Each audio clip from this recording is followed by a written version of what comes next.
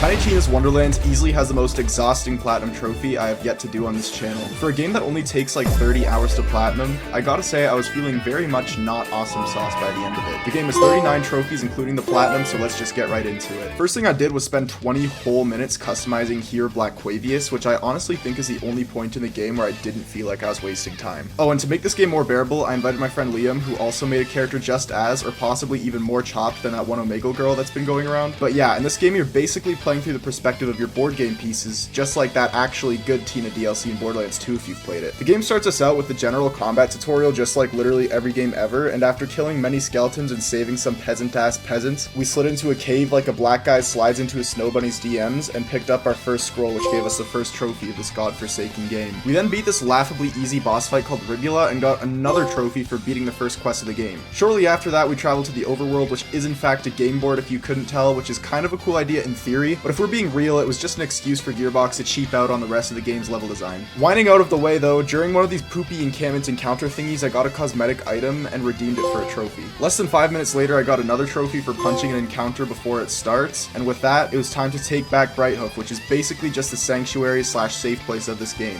During our battle, Liam and I purposely went down in order to get a death save from a badass enemy, which gave us the Reversal of Fate's trophy. We then get introduced to Paladin Mike, who is actually Lorelei from Borderlands 3, but with the shitty pube stash that looks like my nutsack shavings glued onto her upper lip. Anyways, we busted through this gate to Brighthoof where our objective was to just break the siege catapult thingies, and during this Liam went down like a fucking idiot, so I humped him back to life for another trophy. We then got to catapult ourselves towards the next area, which is honestly where this game peaks. Yeah, it literally doesn't get any more fun than this. But yeah, we eventually broke the siege for a trophy, and our new objective was to get the Sword of Souls, which brought us to this graveyard where we pretty much just had to have this wild goose chase for Zomboss. And no, not Plants vs. Zombies Zomboss. You really thought you were niche making that connection, didn't you? But yeah, we obviously end up fighting Zomboss because, you know, Zomboss. We killed her extremely easily and obtained the Sword of Souls just as quickly. Using the Sword of Souls, we restored Brighthoof to its former awesomeness. Our victory was short-lived though, because Dragonlord, who's the main villain of this game, absolutely fucking fucked up Butt Stallion. But on the bright side, we got the Short Rain trophy.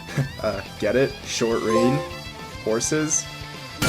Immediately after that, I got another trophy for completing a trade with another player, and it was now time to set sail. Or not. Damn. Well, now we gotta go to Deep Wild Dankness to find everybody's favorite, probably Borderlands character, Torg. We pretty much need him because the plan is to enchant one of those same ships you just watched Liam pass away on with Torg's blessings or whatever. So as we were helping Torg repair his magic instrument thingy to enchant our ship with, I hit level 10, which also happens to be our 10th trophy. Eventually, we met Tippy Tappy Punchy Magoo or whatever the fuck Brick's name is in this game, and he fixed Torg's instrument, which gave us a trophy for finishing the quest. It was now time to blow up the freaking ocean! If there's one thing this game did right, it was not changing Torg in any way. I take back what I said earlier about the catapult being peak. This scene, where the ocean gets absolutely nuked, is my actual favorite part of the game. Oh, and also, trophy. The following missions have us playing in this dried up ass ocean, where we had to like fight some pirate skeletons so that we could cross what's left of the ocean. Although the maps we got to play in was kinda cool, the pirate section was pretty pointless to the story from what I can tell if I'm being honest, so I'm just gonna sum it up pretty quick starting now. We built a robot parrot for some reason, had a roast battle with some skeletons, blew up some disrespectful pirates' blimps to convince them back into our crew, captured a ship and proceeded to fight the boss called LeChance, who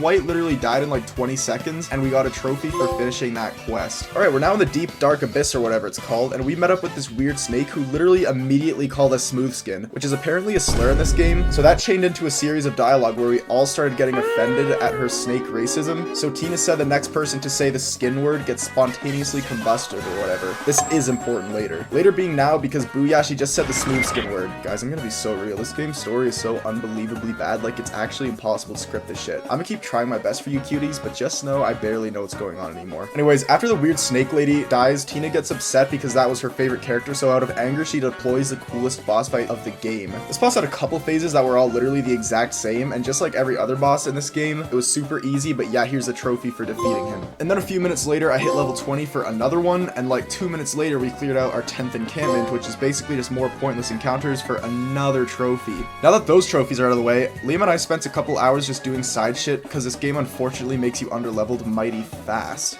But speaking of being underleveled, as I hit level 22, I got the Bursting Pockets trophy for accumulating 100,000 total gold. Alrighty, continuing with the story, we met up with Wastard, who I'm pretty sure is that one black cowboy guy from Borderlands 3, but I'm not entirely sure. But anyways, he basically needs our help help to become undead. Not like a zombie or whatever, like he wants his body back type of undead. So in order to do that, we had to find this purple relic thingy to allow us to bring things back to life, then fight the soul that's currently in the Wastard's body as a boss fight, where upon defeating him I got a trophy for finding an enchanted legendary weapon in the wild, and another one for getting the Wastard's body back. Alrighty, we're now in the last sort of area of the overworld, which of course means that we're almost done with this poopy excuse of a story. So after a bunch of leveling up and whatnot, we traveled to the outer gate of the pyramid, where the end of the game drew near. We first had to get through like 3 barriers, which were literally just filler, and no, that's not me whining. The in-game dialogue literally said that this was so Tina could play the game with us longer. Anyways, we eventually encountered Butt Stallion, but not the one we remember. This one is a boss fight, and her name is Nightmare. Get it?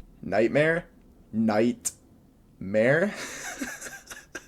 I'm going insane. As cool as this boss looks, it was pretty underwhelming. It seems to be common for bosses to have multiple phases that are no different from each other in this game. With the Nightmare defeated and our penises slightly erect, we see a flashback of Tina learning how to play Dungeons and Dragons with someone who sounded very much like everyone's favorite chocolate tsunami, Roland, and got a trophy for completing that quest. Alright, we're now at the last mission of the story, which is a perfect time for you to comment hip hip hooray in the comments if you made it this far, and to also like and subscribe, of course. But yeah, so this mission is actually just the same as the last one. Tina continues to make up random shit for us to destroy in order to prolong the campaign, which we of course do because we have to, and we were now face to face with the Dragon Dildo Lord himself. For the first time in this game, it was actually a pretty tough boss fight, probably because he was 6 levels above us, but ignore that. This boss kind of bounces between shooting him and his dragon with the occasional spectral dragon thingies that literally instantly kill you and is super cancer. But after having to retry the boss fight once, we managed to take the Dragon Lord down and recover the Sword of Souls, which we used to bring back the legendary Butt Stallion. With that, we kneeled before Butt Stallion, got knighted, and got a trophy for completing the story. I gotta say, for such a mid-game, it was a pretty happy ending. But with the story complete, we have many trophies left to unlock. The first post-story trophy being Keep on Rollin' for enchanting an item in the blacksmith. We then ventured around the overworld, completing the rest of the dungeons we needed, and if you're wondering what these are, they're literally just combat encounters but with extra waves. But yeah, here's the trophy. Right after that, Liam and I cheesed the grindiest trophies of the game. Liam basically just went on the PC account that we previously platinumed this game on a year or so ago and transferred all the gold to me, which unlocked me a trophy for having 1,000,000 coins, which I then used to purchase the final tier of an inventory upgrade, and buying every individual inventory upgrade as well. My heart goes out to the poor souls working on this trophy right now, because it's no joke.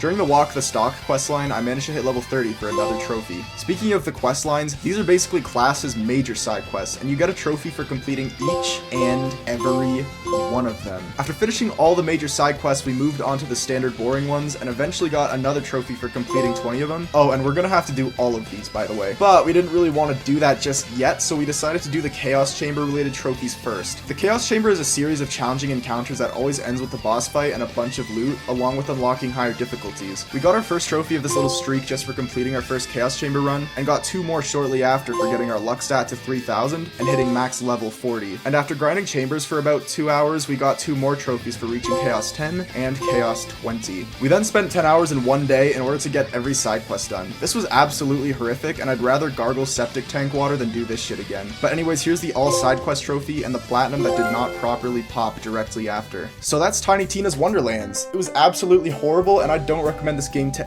anyone. But I do recommend liking and subscribing so you can follow along with my platinum trophy hunting journey. Bye bye.